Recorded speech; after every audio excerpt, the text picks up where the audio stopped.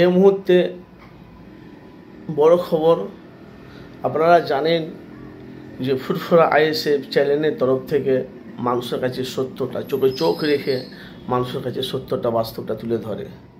সত্য চাপা থাকে না আর মিথ্যাও চাপা থাকে না, প্রকাশ হয় জনগণের কাছে। বা রীতিমতন আপনারা জানেন যে কিছুদিন হলো দুর্গা পূজাটা কিন্তু হিন্দুদের গেল। আপনারা মনে করছেন আনন্দ ফুর্তিতে হয়েছে? না, আমরা ছোট থেকে আমরা বড় হয়েছি, আমরা দেখেছি যে হিন্দুদের যে আনন্দ উৎসবটা হয় সে আনন্দ উৎসবটা হয় না। কেন? কারণ আসেন, এখন মাননীয় মুখ্যমন্ত্রী মমতা বন্দ্যোপাধ্যায় উনি লক্ষ্মী ভাণ্ডার দিচ্ছে 500, 1000, 1500 টাকা, আপনারা জানেন। তো ভাই, এখনকার জিনিসপত্র, জামা কাপড়ের জিনিসপত্র কত দাম আপনারা দেখেছেন? জামা কাপড় দাম হলো আগুন, কিনতে পারা যায় 500 টাকা, 1000 টাকা জামা প্যান্ট হবে না।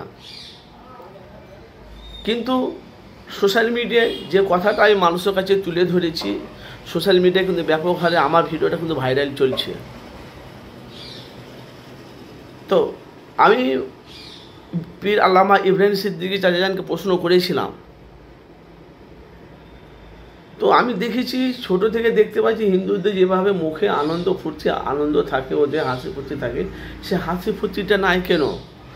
ইব্রাহিম সিদ্দিকী চাচাজান বলছে তো লক্ষ্মী ভাণ্ডার দিয়ে 500 টাকা, 1000 টাকা লক্ষ্মী ভাণ্ডারে হবে। 100 দিনের যদি কাজটা যদি থাকতো, তাহলে দিন যদি 300 টাকা মজুরি হয়, তাহলে মাসে 9000 টাকা। স্বামী স্ত্রী যদি কাজ করে 9 18,000 টাকা। তার ছেলে যদি একটা কাজ করে 3 27,000 টাকা। দুটো ছেলে থাকলে 4 36,000 টাকা। তাইলে বাংলায় লক্ষ্মী ভাণ্ডার দরকার নেই। আমার কথাগুলো একটু বুঝতে পারছেন কি বলতে চাইছি?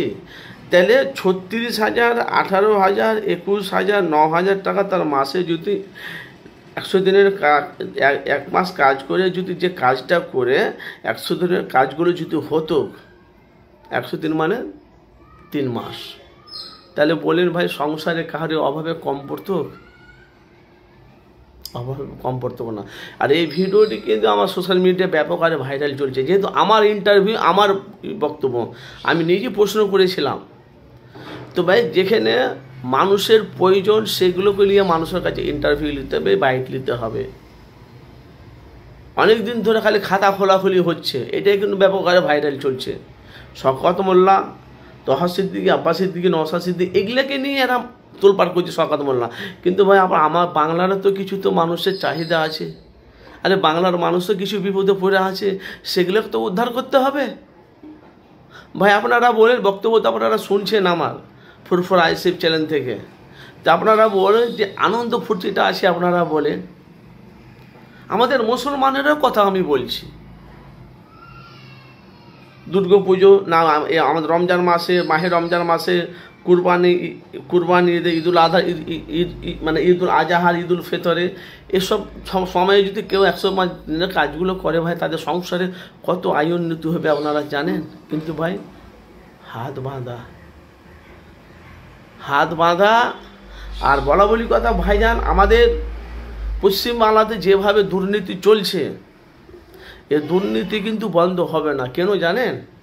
সব মুখে তালা মারা হয়ে গেছে, সবারই মুখ বন্ধ হয়ে গেছে। বিশেষ করে এখন আছে ভাই কিছু মানুষ আছে, তারা 200-500 টাকাতে তারা বিক্রি হয়ে গেছে।